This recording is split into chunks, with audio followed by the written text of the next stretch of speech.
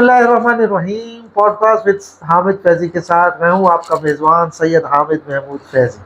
آج ہم نے آپ کے ساتھ ایک ایسے شخصیت کو لے کر آئے ہیں۔ ہم نے پچھلے پروگرام میں آپ کو کہا تھا کہ ہم یہ پروگرام لے کر آ رہے ہیں تو جس میں سیاسی بھی شخصیات ہوں گی، سماجی بھی ہوں گی اور مذہبی شخصیات بھی ہوں گی۔ آج ہمارے ساتھ ایک ایسی شخصیت موجود ہے جو خطیب عرب و عجم ہیں، جو ممبر روحت ہلال کمیٹی کے بہت طویل عرصے تک ممبر رہے ہیں اور کسی تعارف کے محتاج نہیں ہیں۔ الحمدللہ تدریسی حوالے سے ہوں یا خطابت کے حوالے سے ہوں یا فتویٰ نویسی کے حوالے سے ہوں، ایک بہت اہل سنت کے اندر بڑا نام ہے اور سکر کی ہماری شان ہے، آن ہے۔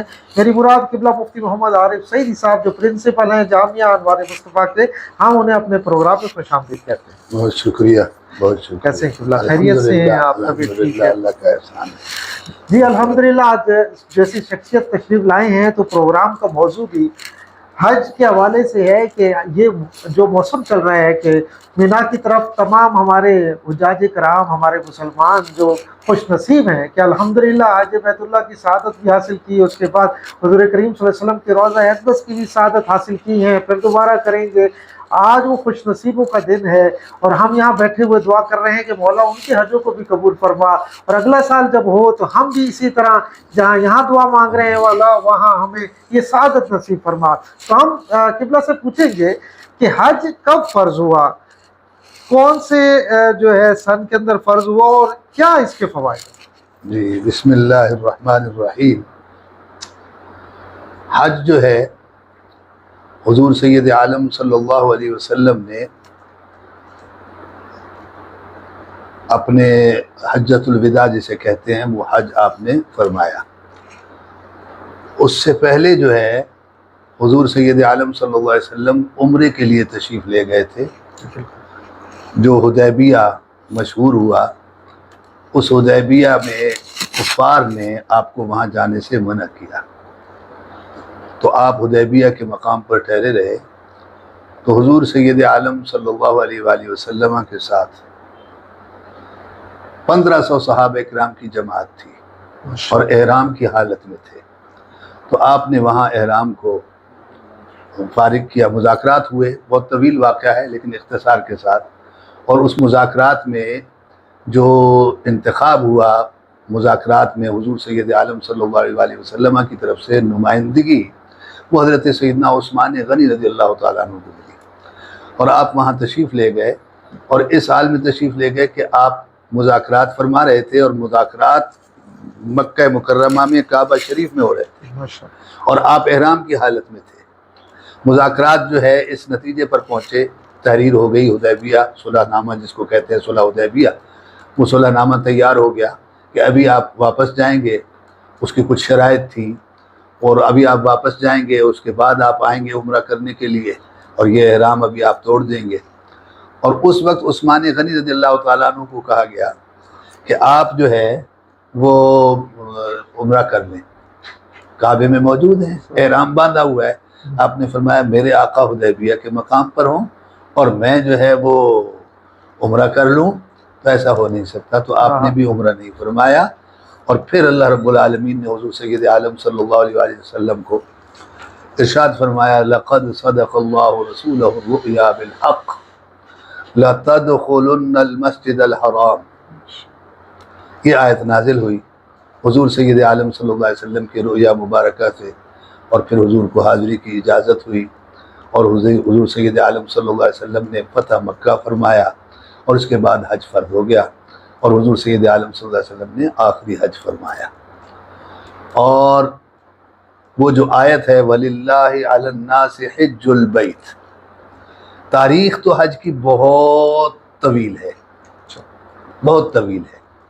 یوں سمجھیے کہ حضرت آدم علیہ السلام سے شروع ہوتی ہے، بیت اللہ شریف کی بنا بھی وہیں سے ہے، اور پھر مختلف ادوار میں انبیاء علیہ السلام جو ہے وہ مختلف انداز سے اس کا حج کرتے رہے، اور پھر وہ مشرکین اور کفار وہ بھی اپنے اپنے انداز سے حج وغیرہ کرتے رہے۔ لیکن حضور سید عالم صلی اللہ علیہ وسلم نے اس حج کے اندر حضرت ابراہیم علیہ السلام کی بہت سی سنتوں کو جاری فرمایا، اور اس ترتیب کے ساتھ یہ حج حضور سید عالم صلی اللہ علیہ وسلم پر فتح مکہ کے بعد فرض ہوا۔ کس مسلمان کے اوپر حج جو ہے فرض ہو جاتا ہے۔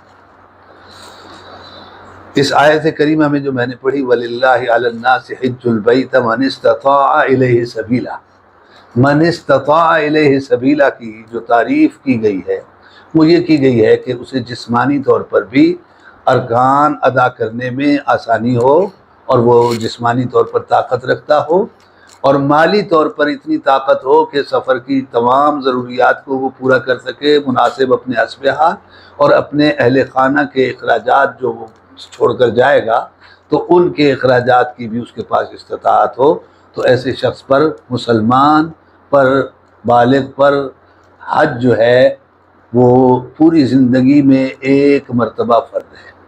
پوری زندگی میں ایک دفعہ جو زکوٰۃ کی شرائط ہیں، طاقت رکھتے ہیں استطاعت کی، وہی جو ہے حج کے اوپر آئی جائیں گی لاکھوں؟ نہیں، اس سے اضافی، اس سے اضافی اس طاقت سے رکھتے ہیں، اضافی، اس سے زیادہ اس سے اضافی اضافی، طاقت رکھنے والے۔ اچھا اسی یعنی حج اس کی جو ضرورت ہے جی، وہ سفر، سفر اب مثال کے طور پر آج کل جو ہے 15 لاکھ روپے تو 15 لاکھ کا جو 12 ہے، لاکھ سے شروع ہو رہا ہے۔ سفر ہے، ٹھیک ہے نا، تو اب اگر 52 تولے چاندی کی کوئی صاحب کوئی نصاب ہے تو وہ بنے گا 1.5 لاکھ روپیہ، تو 1.5 لاکھ روپے والا حج کیسے کر عمرہ سکتا نہیں ہے؟ ہو سکتا حج کے دور میں، بڑا مشکل ہے۔ اچھا من اسی استطاع۔ حج کے موقع کے اوپر پورے امت مسلمہ حضرت اسماعیل علیہ السلام، حضرت ابراہیم علیہ السلام کی جو ہے یاد تازہ کرتے ہوئے سنت ابراہیمی ادا کرتے ہیں، اس حوالے سے کیا فرمائیں گے؟ کیا طاقت رکھتے ہیں؟ کون سے مسلمان کے اوپر فرض ہے قربانی؟ اچھا جی، یہ بہت طویل عنوان ہے، اجمالی طور پر اس میں اس کا خلاصہ بیان کرنے کی کوشش کرتا ہوں 2-4 منٹ میں، کہ حضرت ابراہیم علیہ السلام کا جو بیٹا ہے، پہلا بیٹا، وہ حضرت بی بی ہاجرہ سلام اللہ علیہ سے ہوا، کے بطن سے ہوا۔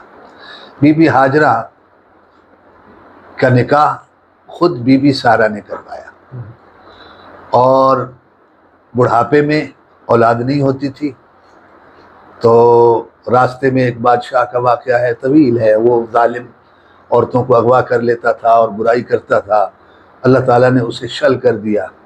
حضرت بی بی ہاجرہ کی طرف بھی اسے اللہ تعالیٰ نے جرت نہیں دی، اس کے ہاتھ پاؤں شل ہو گئے، اور حضرت بی بی سارہ کی طرف بھی وہ مائل ہوتا تو ہاتھ پاؤں شل ہو جاتے، تو پھر دونوں کو اس نے چھوڑ دیا۔ تو حضرت بی بی سارہ بی بی ہاجرہ کو لے کر حضرت ابراہیم علیہ السلام کے پاس پہنچی، تو آپ نے فرمایا کہ یہ میری محرم نہیں ہے، میں انہیں ساتھ کیسے رکھ سکتا ہوں؟ تو آپ نے فرمایا میں آپ کا ان سے نکاح کر دیتی ہوں، اور اس کے بعد اللہ تعالیٰ اولاد دے گا تو ہم اس کو سنبھالیں گے۔ اللہ تعالیٰ نے سب سے پہلے حضرت اسماعیل علیہ السلام کو حضرت بی بی ہاجرہ کے بطن سے دیا۔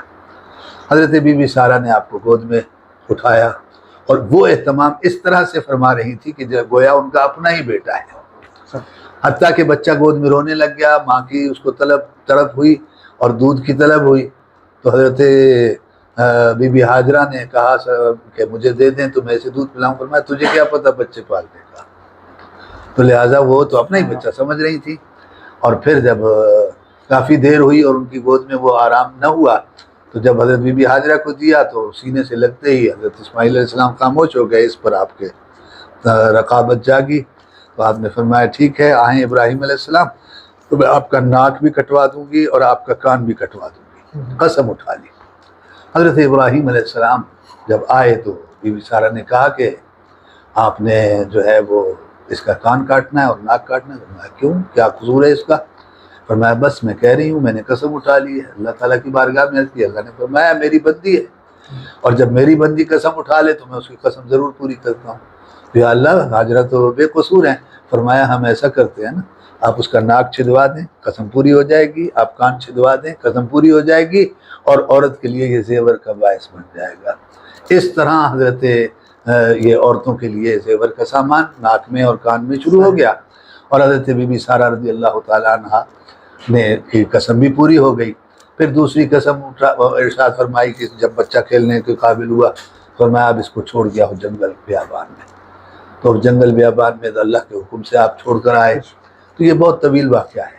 یہودی یہاں پر یہ دعویٰ کرتے ہیں کہ اسحاق علیہ السلام جو بہت بعد میں حضرت اسحاق علیہ السلام پیدا ہوئے، فرمایا کہ اسحاق علیہ السلام جو ہیں وہ ذبیح ہیں۔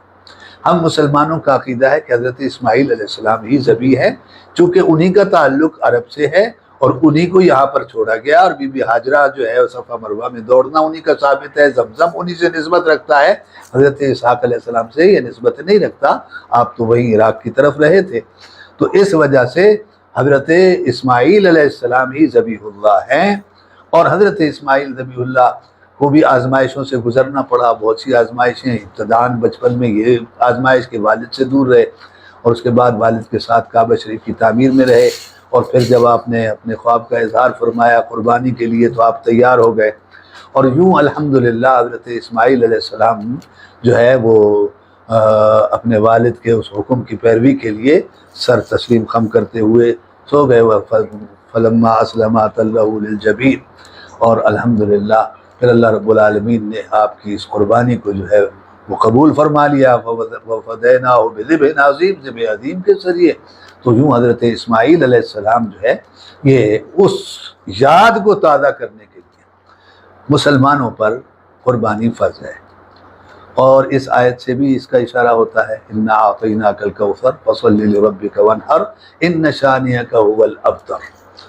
تو اس کی بہت اعلیٰ تفسیر ہے لیکن وقت مختصر، تو اس میں قربانی کا حکم دیا گیا، اور قربانی جو ہے صاحب نصاب پر واجب ہے، صاحب نصاب پر واجب ہے۔ بعض ائمہ کے نزدیک سنت مؤکدہ ہے، لیکن ہمارے نزدیک یہ واجب ہے، اور ہر اس عاقل بالغ مسلمان پر لازم ہے، واجب ہے، مرد ہو خواہ عورت ہو، جو ایک گھر کے اندر ایک ہو یا کئی ہو، عاقل بالغ مسلمان پر قربانی واجب ہے، جس کے پاس جو صاحب نصاب ہو۔ اب نصاب کے بارے میں آج کل سوشل میڈیا پر کچھ اہل حدیثوں نے اور کچھ کم علم علماء نے غلط فہمی پیدا کر دی ہے، تو اس کی میں نے آج جمعے میں بھی اس کا بیان کیا، تو وہ یہ ہے کہ بس 1 تولہ سونا اگر کسی کے پاس ہے تو اس کے اوپر قربانی واجب ہو گئی، ایسا نہیں ہے۔ نصاب ہیں 3، حقیقی نصاب تو 2 ہیں، چاندی کا نصاب 52.5 تولے چاندی، سونے کا نصاب 7.5 تولے سونا، ٹھیک ہے۔ اب اگر کسی کے پاس صرف چاندی ہے تو وہ چاندی 52.5 تولہ نہیں ہے تو وہ صاحب نصاب نہیں ہے، صحیح بات ہے، اور اگر 52.5 تولہ اس کے پاس چاندی ہے تو یہ صاحب نصاب ہو گیا۔ اسی طرح اگر کسی کے پاس چاندی بھی نہیں ہے اور سونا ہے مگر 1 تولہ ہے تو 7.5 تولہ نہیں ہے تو نصاب نہیں ہے، جبکہ 52.5 تولہ چاندی تقریباً 1,40,000 کی ہوگی آج کے ریٹ کے مطابق، اور جو سونا ہے وہ آپ 2.5 لاکھ کے قریب لگا لیں 1 تولہ، تو یہ تو نصاب سے بڑھ گئی قیمت۔ تو بعض لوگوں کو اس سے دھوکہ ہوا تو انہوں نے کہا کہ یہ بھی صاحب نصاب ہو گیا، ایسا نہیں ہے۔ اگر سونا ہے تو 7.5 تولہ ہو، اگر چاندی ہے تو 52.5 تولے ہو۔ ہاں فقہا نے ایک اور بات لکھی کہ غریب کا مستحق کا بھلا ہو، وہ اس میں ہے کہ دو نصاب اس کے پاس ہے نا، مثلا اس کے پاس کچھ پیسے ہیں، اس کی حاجت اصلی سے زائد ہے، 10,000 ہیں 20,000 ہیں، یہ اس کے پاس بچت میں ہے، اور سونا 1 تولہ ہے، تو اب ان 2 نصابوں کو آپس میں ملائیں تو کم سے کم 52.5 تولہ چاندی کی قیمت بن گئی۔ اب ان دونوں نصابوں کے ساتھ ملا کر، یا کسی کے پاس 1 تولہ چاندی اور 1 تولہ سونا ہے تو ان دونوں کی قیمت ملا کر تو اب وہ صاحب نصاب کہلائے گا۔ اب اس دن عید کے دن جس شخص کے پاس اتنی مالیت ہو، یہ صاحب نصاب ہو، تو اس کے اوپر قربانی واجب ہے، زکوٰۃ سے ہٹ کر۔ نصاب زکوٰۃ کا یہی ہے، لیکن اس میں ایک شرط اضافی ہے، اور وہ شرط یہ ہے کہ 1 سال پورا ہونا ہوگا تو اس کے بعد زکوٰۃ۔ اس میں عید کے دن فجر سے لے کے تیسرے دن عید کی عصر تک جو مالک ہوا اتنے پیسے کا نصاب کے حساب سے، اس کے اوپر قربانی واجب ہے۔ وہ گھر کا مرد ہو، گھر کی عورت ہو، بیٹا ہو، بیٹی ہو، بالغ ہونا چاہیے۔ یہاں یہ بات بہت اہم جو ہے آج واضح ہوئی ہے، اور یہ تقریباً ہم نے یہ دیکھا ہے کہ یہ ہوتا ہے عموماً کہ مرد حضرات کر لیتے ہیں قربانی، جو آج واضح کی اور ہونی بھی چاہیے. خواتین جو ہے زکوٰۃ تو نکال دیتی ہیں، وہ بھی بڑی مشکل سے نکالتی ہیں، لیکن ان کے پاس سونا بھی موجود ہے، زیورات کی صورت میں ہے، ان کے پاس زر بھی موجود ہے، سب کچھ ہے، لیکن وہ قربانی کی طرف نہیں آتے ہماری خواتین. تو یہ آج واضح ہوئی ہے ان خواتین کے لیے بھی جن کے پاس آپ کے پاس زیورات موجود ہیں، صاحب نصاب ہیں، تو آپ کے اوپر قربانی بھی واجب ہے، لازمی ہے. اب قربانی کے حوالے سے اتنے زیادہ مسائل معاملات ہیں، کیا آپ یہ نہیں سمجھتے کہ قربانی کو ہم نے ایونٹ بنا لیا؟ آپ کی بات درست ہے، کچھ لوگوں نے اس قسم کے معاملات کر لیے ہیں، لیکن کس حوالے سے اس پر ذرا غور کرنا ضروری ہے. کسی کی نیت پر ہمیں شک نہیں کرنا چاہیے. اور اللہ رب العالمین نے قرآن پاک میں واضح ارشاد فرمایا، قل ان صلاتی و نسکی و محیای و مماتی للہ رب العالمین. ٹھیک ہے نا؟ اور یہ کہ لن ینال اللہ لحومها ولا دماؤها ولکن ینالہ التقوی، کہ آپ یاد رکھیں کہ یہ گوشت، یہ خون، یہ اللہ کی بارگاہ میں نہیں پہنچتا، اللہ کی بارگاہ میں آپ کے دل کا ارادہ اور نیت پہنچتی ہے. ٹھیک ہے؟ اور سنت مصطفیٰ صلی اللہ علیہ وسلم ہے جو حضور نے واضح الفاظ سے لوگوں کو، صحابہ کرام علیہم الرضوان کو ترغیب دی قربانی کی، تو فرمایا کہ موٹا، تازہ، فربا، چربی والا اچھا گوشت ہو وہ جانور قربان کرنا چاہیے. تو آج اگر لوگ لاکھوں روپے لگا کر موٹے تازے اور بڑے بڑے بیل لیتے ہیں تو یہ اس سنت پر عمل کرتے ہیں. ہمیں ان پر نیت اچھی رکھنی چاہیے.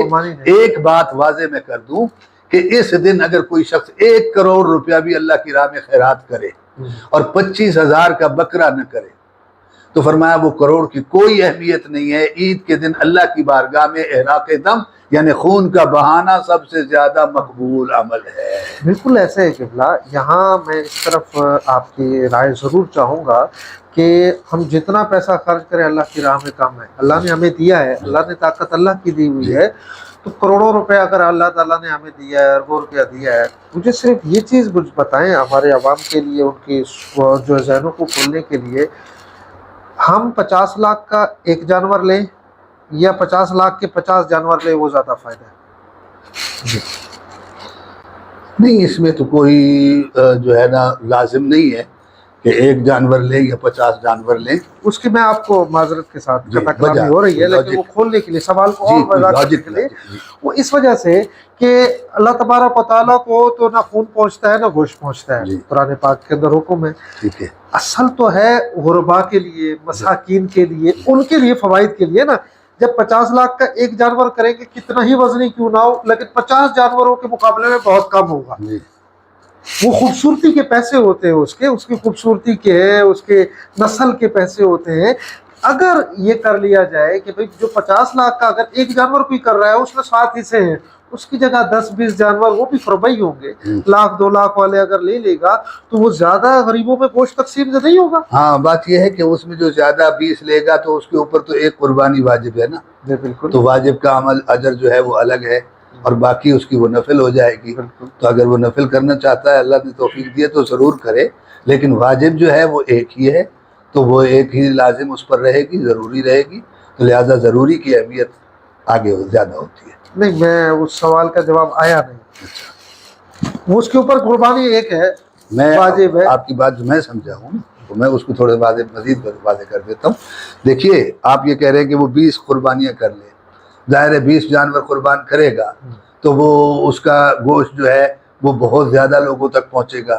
یہ فوائد ہیں، یہ بہت فوائد ہیں نا، یہ اپنی جگہ ہے. لیکن بات یہ ہے کہ وہ 20 جو قربانیاں کرے گا اس میں سے وہ 20 کیا ہوں گی؟ واجب تو نہیں، واجب ایک ہی ہوگی نا. بالکل. باقی 19 جو ہیں وہ کیا ہیں؟ وہ نفل ہیں. ٹھیک ہے نا. تو ان کا ثواب نفل کے برابر ہوگا، اس ایک کا واجب کے برابر ہوگا. تو نفل جو ہے وہ اس کے اپنی نیت پر اور ارادے پر منحصر ہے، اس کو شریعت کی طرف سے پابند نہیں کیا گیا نا. تو پابند ایک قربانی کا کیا گیا، لہٰذا اسے وہ اچھی سے اچھی کرنی ہے، وہ اچھی سے اچھی کرنی ہے. چلے جی، بہت شکریہ. اچھا، اب یہاں پر ہم پھر اس سلسلے میں عید کے حوالے سے آتے ہیں کہ حضور کریم صلی اللہ علیہ وسلم کے فرمان اقدس ہے کہ ایک جانور قربان ہو رہا ہے تو اس کے سامنے چھری بھی تیز نہیں کرنی ہے. جی جی. تو دور حاضر کے اندر کیا آپ یہ نہیں سمجھتے کہ ایک ہی گلی کے اندر 20 جانور قربان ہو رہے ہیں، ایک قربان ہو رہا ہے تو 10 کھڑے ہوئے ہیں؟ ہماری عوام کو یہ پیغام جانا چاہیے کہ اس حوالے سے بھی تھوڑا سا احتیاط برتیں. ہاں، جانور کو اذیت نہیں دینی چاہیے، ایسے عمل سے اجتناب کرنا چاہیے کہ جس سے جانور کو جو ہے وہ اذیت پہنچے، اور جانور کو دکھا کے دوسرا جانور اس کے سامنے ذبح نہیں کرنا چاہیے کہ اس سے اس کو اذیت ہوتی ہو۔ لیکن حضور سید عالم صلی اللہ علیہ وآلہ وسلم نے، آپ حضرت مولا علی شیر خدا رضی اللہ تعالیٰ عنہ کو ارشاد فرمایا کہ میں نے آج اونٹ قربان کرنے ہیں، تو 100 اونٹ لے آؤ۔ 100 اونٹ لے آئے گئے۔ سرکار دو عالم صلی اللہ علیہ وسلم نے چھری ہاتھ میں لی اور ارشاد فرمایا کہ میں خود انہیں نہر کروں گا، تو نہر کا حکم ہے، نہر میں خود کروں گا۔ تو جب سرکار دو عالم صلی اللہ علیہ وسلم نے نہر کرنے کا ارادہ فرمایا تو صحابہ اکرام آئے اور عرض کی یا رسول اللہ، آپ مہربانی فرمائیں، آپ کے نرم و نازک ہاتھ ہیں، آپ 100 اونٹوں کو کہاں قربان کر سکیں گے، تو آپ مہربانی فرمائیں ہمیں چھری ہمارے ہاتھ میں دے دیں تو ہم قربان کر دیتے ہیں، آپ کا حکم ہے ہم قربان کر دیتے ہیں۔ سرکار نے فرمایا اچھا، جتنے میں کر سکا کرتا ہوں، پھر بقیہ تم کر دینا۔ تو ہمارے ایک بہت بڑے خطیب تھے سرائکی بیلٹ کے، حضرت علامہ مولانا خورشید احمد صاحب، خورشید ملت رحمۃ اللہ تعالی علیہ، تو میں نے بچپن میں ان کا یہ شعر سنا تھا اور یہ بیان بھی ان سے میں نے یہ حدیث سنی تھی۔ تو آپ نے فرمایا تو پھیر چھری میرے گلے پر تو مزہ ہو، میں دل سے دعا دوں میرے قاتل کا بھلا ہو۔ فرمایا ہوا یہ کہ اونٹ سن رہے تھے کہ حضور نے فرما دیا ہے کہ میں ذبح کروں گا جتنے ہو سکے، باقیوں کو تم کر لینا۔ تو اب ہر اونٹ اپنی گردن جو ہے وہ اس دوسرے اونٹ کی گردن پر ڈالے ہوئے تھا کہ میں رہ نہ جاؤں، ان کے ہاتھ سے ذبح ہو جاؤں۔ تو بات یہ ہے کہ اگر جانوروں کے ساتھ پیار اور محبت اس قسم کا ہو، انہیں اذیت نہ ہو، تو بہت ہی اعلیٰ بات ہے، اور یہ ہے ان کی اذیت سے بہرحال بچنا چاہیے۔ حکم یہی ہے کہ جب تک ان کی جان نہ نکل جائے اس وقت تک ان کی کھال نہ اتاریں، ان کے جسم کے اعضاء کو نہ توڑیں، تو اس کا احتیاط۔ اچھا، ایک اور چیز اس کے ساتھ ہی متصل ہے، کسائیوں کے لیے بھی پیغام دے کہ اپنا اوزار تیز کر کے پہلے سے لائیں یا اچھے اوزار لے کر آئیں۔ جی، اوزار بہت لازم اور ضروری ہے کہ حضور سید عالم صلی اللہ علیہ وسلم نے صاف الفاظ میں ارشاد فرمایا کہ کند چھری سے جانور کو اذیت ہوتی ہے، لہٰذا یہ مکروہ ہے کند چھری سے جانور کو ذبح کرنا۔ تیز ترین چھری ہو جو ایک دم اس کی گردن پر، گلوں پر جو ہے وہ رگوں کو کاٹ دے اور اس کو تکلیف نہ ہو، جتنا اس میں احتیاط کریں تو یہ کسائیوں پر لازم ہے۔ اور کسائیوں کو اگر آپ کہتے ہیں ہدایت کی، تو کسائیوں کو ہدایت کے لیے جو بہت لازمی چیز ہے، قربانی کرنے والے لوگ بھی اس پر توجہ رکھیں۔ ایک چیز تو بہت ضروری ہے جس سے بہت بڑا نقصان ہوتا ہے، وہ ادھر سے اپنے دوسرے کسائی کو گالی بک رہے ہوتے ہیں اور ادھر سے چھری گردن پر پھیر رہے ہوتے ہیں۔ یہ جانور حرام ہو جاتا ہے، یہ جانور حرام ہو جاتا ہے۔ کیوں کہ ذبح کے وقت ہم پر لازم ہے اللہ اکبر کہنا، اور وہ وہاں سے بہن ماں کی گالیاں دے رہے ہوتے ہیں، کیا سے کیا الفاظ کہہ رہے ہوتے ہیں۔ تو اس چیز کی اس کو پہلے کہنا۔ اور اس کے قریب میرے والد گرامی حضور رنگ ربانی رفیق ملت رحمۃ اللہ علیہ، آپ اس وقت کیا فرمایا کرتے، آپ اس کے سامنے پڑھا کرتے تھے، کبھی کوئی ذبح کر رہا ہو یا خود اکثر خود ذبح کرتے تھے، لیکن اگر کوئی کر رہا ہے تو فرمایا بسم اللہ اللہ اکبر بلند آواز سے، تاکہ اس کی توجہ اس طرف ہو جائے تو اور کسی حرکت کی طرف نہ جائے۔ دوسری جو چیز ہے جس کی احتیاط ہے وہ ہے تو ان کے باطن سے اس کا تعلق، لیکن بتا دیں کہ باوضو ہوں، صاف ستھرے ہوں، پاکیزہ ہوں۔ یہاں تو پتہ نہیں کیا کیا حال ہوتا ہے، یہ کر کے آئے اور ادھر انہیں پلیت ہاتھوں کے ساتھ وہ قربانی، تو اس سے یہ تو نہیں جانور تو نہیں حرام ہوگا، لیکن اس کی برکت اڑ جاتی ہے، وہ کھانے والوں کے لیے اس کی لذت ختم ہو جاتی ہے۔ تو یہ ایک اہم مسئلہ آپ نے بتایا کہ اگر کسائی ذبح کرتے ہوئے تکبیر نہیں پڑھتا تو جانور تو حرام، گالیاں دیتا ہے، غیر اللہ کا نام آ گیا نا، وہ نہیں کرتا اگر، اور اگر وہ تکبیر بھی نہیں پڑھتا، ہاں اگر بھول گیا ہے تکبیر پڑھنے سے، اس کی عادت ہی نہیں ہے تکبیر پڑھنے سے، تو احناف نے اس میں رعایت رکھی ہے کہ مسلمان کے دل کے اندر اللہ کا نام ہے۔ اچھا، اس کا جیسے آپ نے فرمایا کہ سامنے کوئی جیسے مالک ہے وہ خود ہی کہہ رہا ہوتا ہے، تو اس سے بھی ہو جائے گا کہ وہ خود ذبح نہیں کر رہا ہے، کسائی ذبح کر رہا ہے لیکن بسم اللہ اللہ اکبر مالک کہہ رہا ہے، مالک کر رہا ہے تو بہرحال اس وقت اس نے چھری سے دوسرے نے ذبح کی ہے، لیکن اس نے اس وقت غیر اللہ کا نام یا کوئی اور نام نہیں لیا ہے، تو اس کے دل میں اس پر ہم یہی گمان کریں گے کہ اس کے دل میں اللہ کا نام ہے زیادہ۔ جی، حج کے حوالے سے ہم نے یہ سیشن جو ہے کیا ہے ابھی، جو الحمدللہ مختصر وقت ہے، طویل موضوع ہے، بڑا یہ طویل موضوع ہے، اس کی تو ایک ایک شق کے اوپر کئی گھنٹے آپ گفتگو فرما سکتے ہیں۔